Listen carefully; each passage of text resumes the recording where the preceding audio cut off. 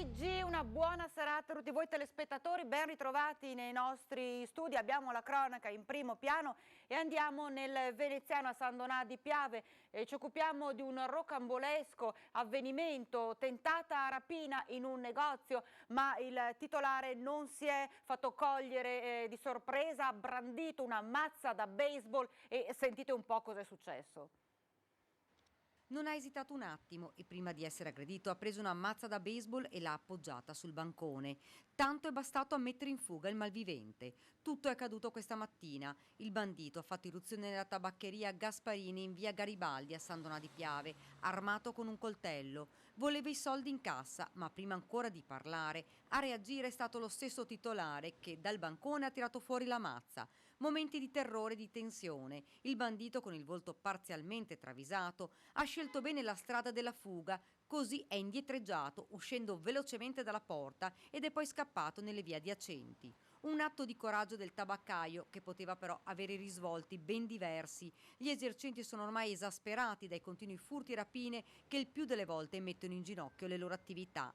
Subito dopo la fuga del malvivente, l'uomo ha chiamato immediatamente i carabinieri ed è iniziata la caccia al rapinatore. I militari del nucleo operativo e radiomobile di San Donà hanno iniziato a controllare le strade vicine e poco distante hanno individuato e fermato il bandito. Si tratta di un italiano 39enne del luogo, pregiudicato. L'uomo è stato denunciato in stato di libertà per tentata rapina aggravata e porto abusivo di armi. Le indagini dei carabinieri hanno poi portato alla luce un altro risvolto. Il 39enne sarebbe responsabile di un'altra rapina commessa il 22 gennaio con analoghe modalità ai danni della tabaccheria Tanduo, sempre nel centro cittadino. E si è accasciato a terra durante un allenamento di pallone, gravissimo, un calciatore di 25 anni vicentino che milita in seconda categoria.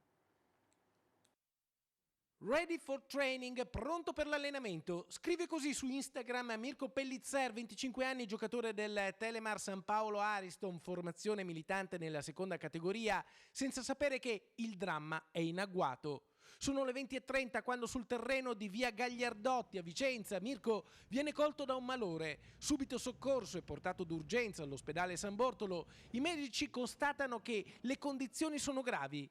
Viene portato in neurochirurgia, operato.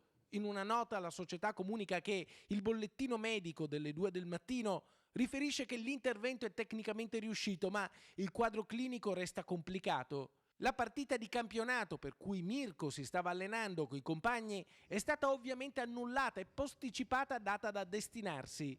Tutta la società si è stretta con affetto attorno alla famiglia del giovane calciatore e si augura il suo rapido e pieno recupero. E adesso ci occupiamo dell'allarme epidemia coronavirus. Intanto gli albergatori veneziani si trovano ad affrontare un momento particolarmente critico. Prima il problema dell'acqua alta, che negli hotel del centro storico si è trasformato in un boomerang, con disdette delle prenotazioni addirittura fino a Pasqua. Ora, per l'epidemia del coronavirus, le rinunce arrivano dalla Cina e dal continente asiatico, che ha in Venezia una delle sue mete turistiche preferite. Posso confermare che sono arrivate disdette dalla Cina, però ancora in proporzioni minime. Probabilmente ne arriveranno di più in futuro e quindi prepareremo gli alberghi a questa necessità. Però da questo punto di vista, ripeto ancora una volta, quello che ci preoccupa di più sono le prenotazioni sulla prossima stagione. C'è una ripresa timida, ripeto, però ancora siamo molto indietro. Nel 2017 il turismo cinese comunque ha occupato una fetta minima del mercato, poco più del 3% delle presenze. Si tratta di pochissimo, praticamente la metà dell'America Latina, quindi il turismo cinese è importante per quello che diverrà in futuro, non per quello che è adesso. In questo momento rappresenta abbastanza poco, anche perché i turisti cinesi sono basso spendenti negli alberghi. Dalla Cina quindi l'introito complessivo si aggira sui 60 milioni di euro di fatturato, piuttosto la preoccupazione maggiore è per il periodo di carnevale. Quello che ci spaventa di più è la diminuzione del turismo italiano, è la diminuzione del turismo americano e soprattutto di quello europeo. Questi tre sono i nostri fondamentali punti di guadagno, i punti di fatturato. Possiamo dire che un 75% circa del fatturato viene da queste nazioni e quindi il fatto che a Carnevale ancora le prenotazioni siano piuttosto basse ci preoccupa parecchio. Per questo stiamo facendo delle azioni di propaganda. Questa è la voce degli albergatori veneziani, ma i veneziani, la gente comune, cosa pensa di questa possibile epidemia?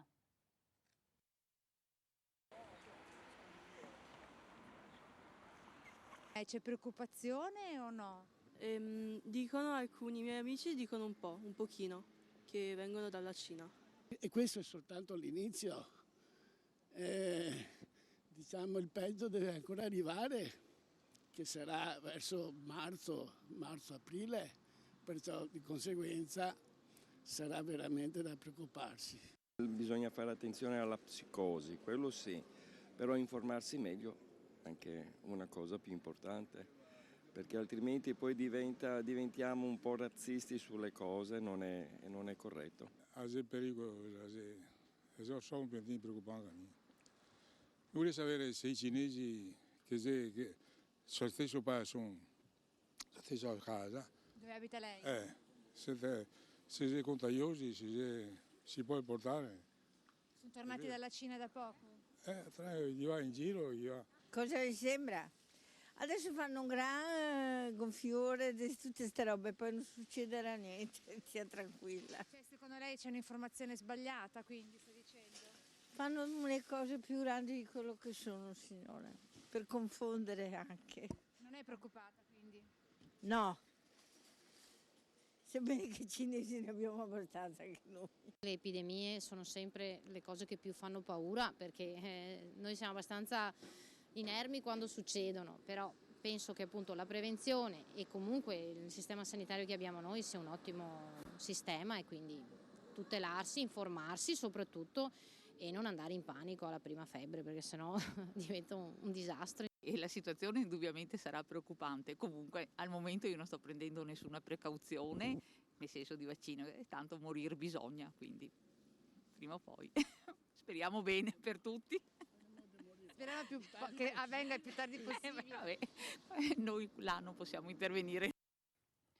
E al proposito è apparso su Facebook un post decisamente discutibile, postato da Niccolò Scomparini, consigliere comunale del gruppo di maggioranza Civica di Casier, in quota Fratelli d'Italia, che ha scritto proprio sulla sua pagina Facebook frasi che poi sono state cancellate successivamente, le state leggendo, che hanno fatto scoppiare una polemica con l'opposizione municipale, per la quale, come hanno riportato i quotidiani locali, la dichiarazione si inserisce nel contesto di atteggiamenti xenofobi sempre più preoccupanti. Una frase pesantissima che offende un popolo intero, fomenta una caccia alle streghe e all'untore, si sostiene, e in questo contesto l'odio sociale nei confronti delle minoranze etniche non può che aumentare. E Scomparini ha comunque rimosso la frase, ha voluto chiarire ugualmente il suo pensiero. Mi dissocio, ha affermato, da qualsiasi forma di incitamento all'odio razziale riferito alla comunità cinese. Il mio, ha continuato, era un post riferito esclusivamente al virus cinese causato da condizioni igieniche non sempre controllate dalle stesse autorità. E adesso invece andiamo nel Bellunese, andiamo proprio sulle montagne del Bellunese, ci occupiamo dell'ennesima predazione dei lupi. Sono rimasti pietrificati gli addetti agli impianti di sci di Selva di Cadore Alleghe. Questa mattina, attorno alle 8:30, all'apertura delle piste, popolate in meno di mezz'ora da numerosi sciatori, hanno notato vaste tracce di sangue sulla neve e poco distante i resti di una giovane cerva di 18 mesi letteralmente smembrata da un lupo. Subito sono state avvisate le guardie della polizia provinciale arrivate a Selva di Cadore per il recupero dei resti dell'ungulato. Attorno alla carcassa le impronte inconfondibili del lupo che da tempo si trova in quella zona assieme al suo branco. Su ciò che è rimasto dell'esemplare di cervo sono stati eseguiti prelievi per le analisi di rito. La notizia si è diffusa rapidamente, ha creato ancora una volta un animato dibattito fra gli animalisti e chi di abituarsi a convivere col grande predatore non ci pensa proprio, tanto più se, come nel caso della stazione turistica del noto comprensorio sciistico a Gordino, la sua presenza potenzialmente rischia di allontanare i turisti. Questa nuova predazione a ridosso del paese arriva a distanza di 3 giorni dall'ultimo attacco, il secondo su una pista da sci. Mercoledì scorso un cervo era stato trovato scarnificato sulla pista per lo sci di fondo a Ospitale di Cadore. L'ungulato è stato recuperato dai carabinieri forestali intervenuti con il guardiaparco di Ampezzo. Nella zona è stata posizionata una fototrappola per monitorare la situazione. C'è una pausa e poi rientriamo in studio e ci occupiamo di sanità.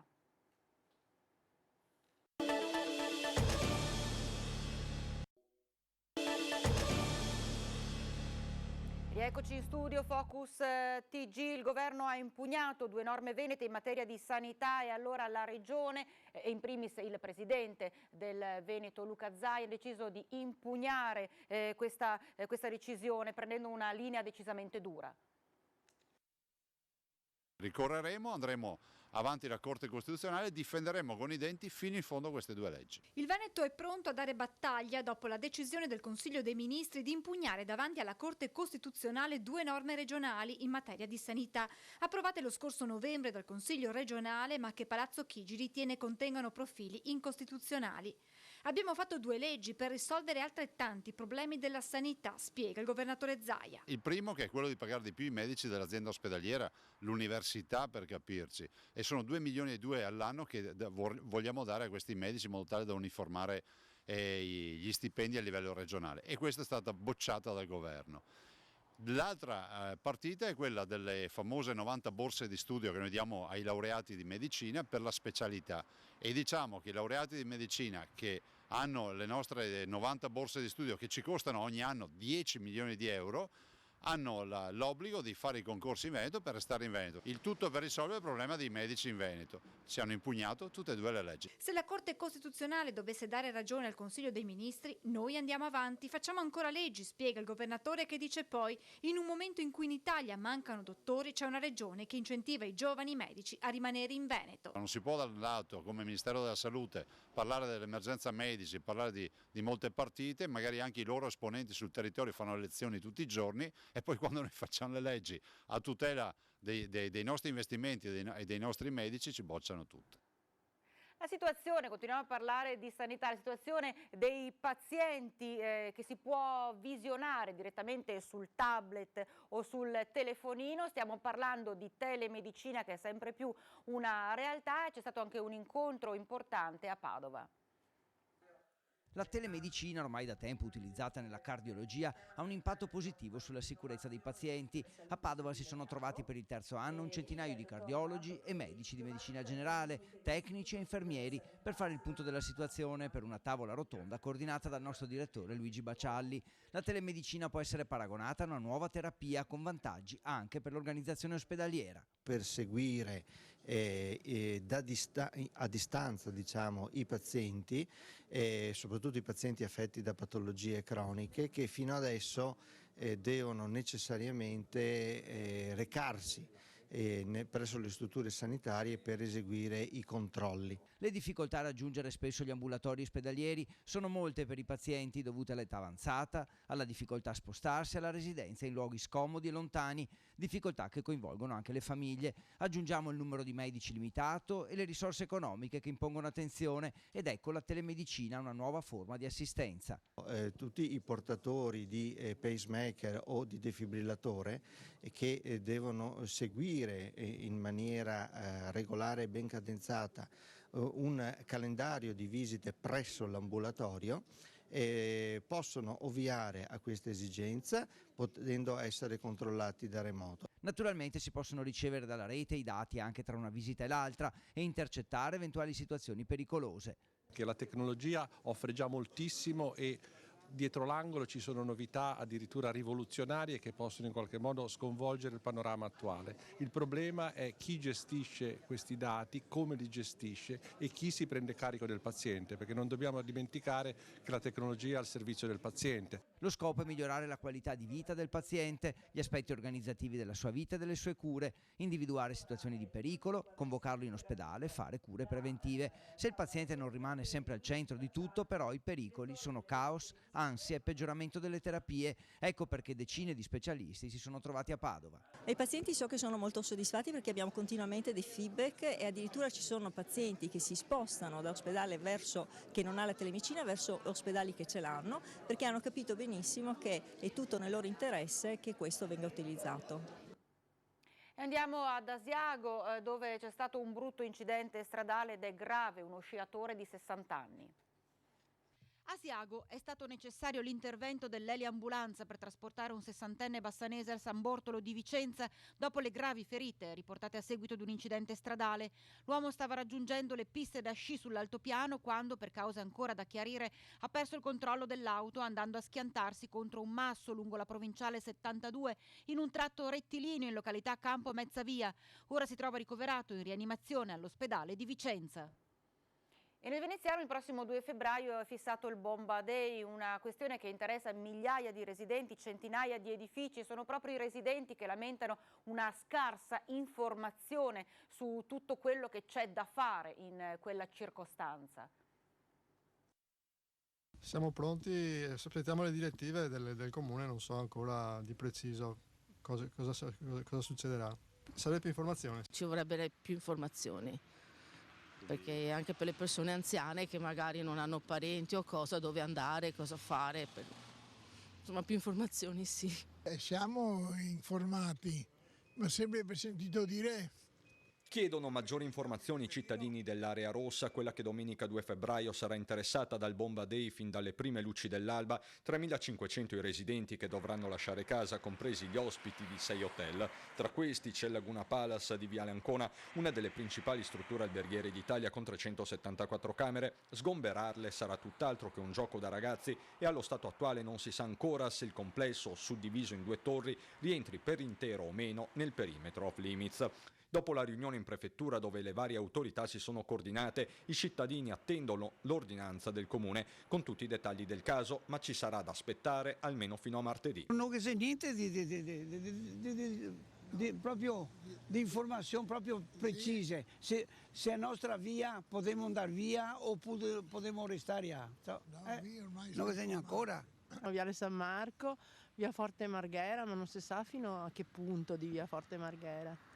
Più che altro che mi stupisce perché sei qua vicino è abbastanza strano, però non ho proprio informazioni in merito a questo. La bomba, sganciata nel 1944, è stata trovata a metà gennaio in un cantiere di via Ferraris, 226 kg di cui 129 di tritolo. Da lì la procedura per la rimozione che riguarda un'area dal raggio di circa 1800 metri da via Forte Marghera a via Torino. Di sicuro per molti sarà una levataccia. Lo sgombero è fissato dalle 6 alle 7:30, direzione il Palasport Tagliercio. Qui infatti saranno ospitati gli evacuati. Che sia chiaro quando uno deve andarsene, visto che l'orario previsto mi sembra alle 6:30 del mattino.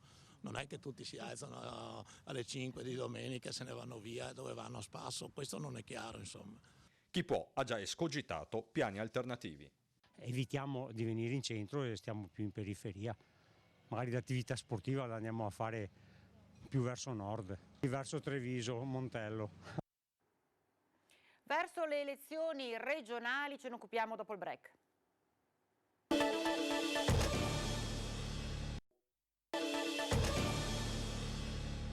Parte da Padova la sfida del presidente della Regione Veneto Luca Zaia in vista delle prossime elezioni regionali. Protagoniste sono le liste civiche.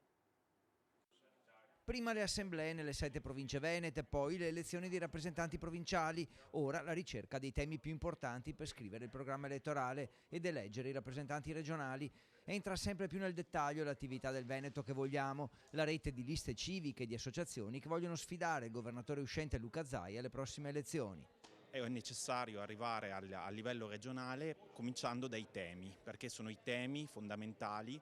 Qui stiamo parlando di lavoro, di sanità, di sociale, di ambiente, di trasporti, sono tutti temi che toccano la vita dei cittadini e ogni territorio ha le sue peculiarità. I temi sono già segnati: sanità che deve essere pubblica, mobilità sostenibile con i mezzi di trasporto su rotaia da potenziare, sensibilità ambientale e lotta alla criminalità organizzata.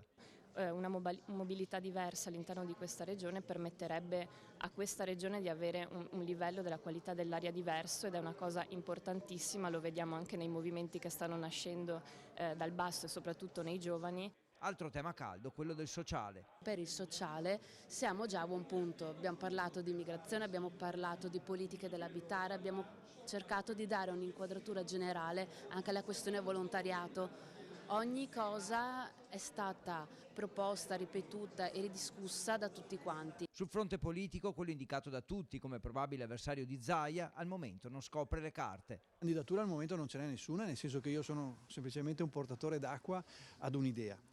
E l'auspicio è veramente di riuscire ad essere degli elementi di aggregazione tra tanti mondi e che questo nostro progetto sia condiviso anche dalle forze politiche, perché io sono convinto che sia un progetto solido. La prossima settimana la direzione regionale del Partito Democratico deciderà se unirsi a questo movimento e se esprimere un candidato unico. Difficile che i cosiddetti civici appoggino un candidato che non sia loro e per il momento escluse anche le primarie. Ma io non credo che il movimento del Veneto che vogliamo proponga delle primarie, perché in questo momento rischiano di essere divisive più che capaci di amalgamare questi mondi. E a Bassano medici, infermieri, personale sanitario del San Bassiano hanno deciso di togliersi il camice, salire su un palcoscenico e trasformarsi in attori. Hanno portato in scena il musical Mary Poppins. 1, 2, 3. La fantasia ti porta via, tutto cambierà. 3 repliche da tutto esaurito al Teatro Raimondini per il musical Mary Poppins con la regia di Pasquale Caprioli, realizzato dalla compagnia Ospedale in Prosa, il gruppo teatrale che vede al lavoro medici, infermieri, personale del San Bassiano e tanti amici, un lavoro corale, un lavoro di squadra con il solo scopo di fare del bene. È bellissimo vedere come si mobilizza la popolazione per questa iniziativa. Abbiamo enti locali, abbiamo il comune dell'amministrazione comunale di Bassano che ci dà un grossissimo contributo economico per affrontare le spese, ma anche l'amministrazione comunale di Marostica con la Proloco che ci dà un importante aiuto dal punto di vista logistico, la nostra azienda sanitaria che ci mette a disposizione tutti gli spazi possibili in questi mesi lunghi di prove, ma poi abbiamo anche artigiani, liberi professionisti che dedicano il loro prezioso tempo per dare una mano alla realizzazione di questo spettacolo. Perché voi non soltanto recitate, ma vi costruite tutto lo scenario anche. Sì, cominciamo 6 mesi prima, abbiamo a disposizione un capannone che mi mette a disposizione anche mio fratello per poter costruire tutte le scenografie con elementi anche molto semplici di polistirene, polistirolo, legno e ci mettiamo lì le sabati e domeniche a lavorare per la costruzione di tutto questo.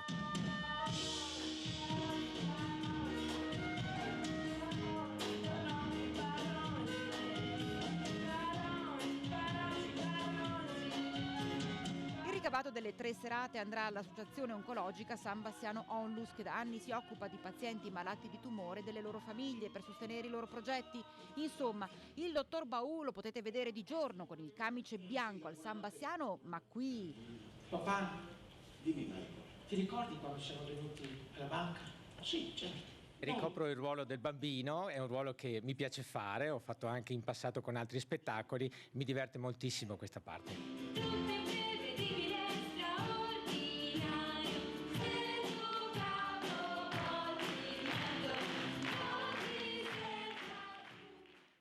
E un altro spettacolo è quello che si attende a Monselice nel Padovano con la tappa del Giro d'Italia.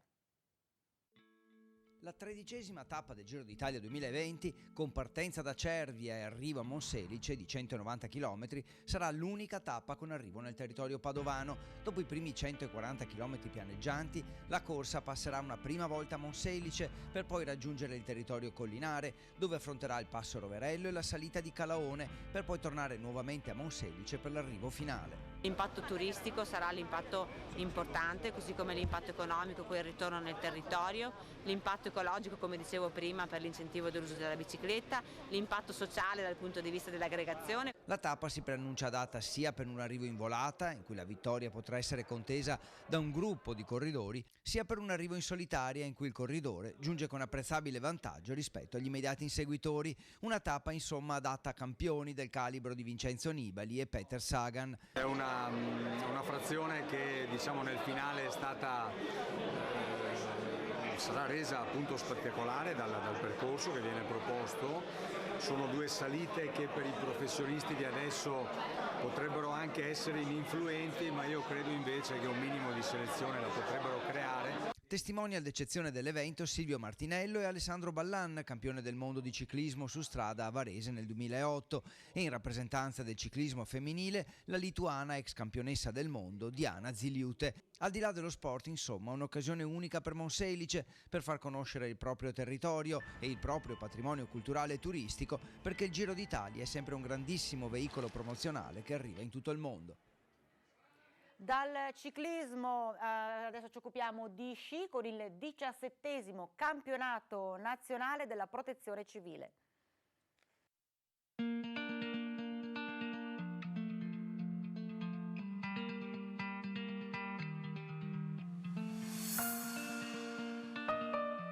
Una cornice sicuramente unica, quella delle Dolomiti patrimonio dell'umanità, un paesaggio mozzafiato, tutto coronato da un sole meraviglioso. Si sta concludendo la 17ª edizione del campionato nazionale di sci della protezione civile che si sta svolgendo tra Comelico e Auronzo.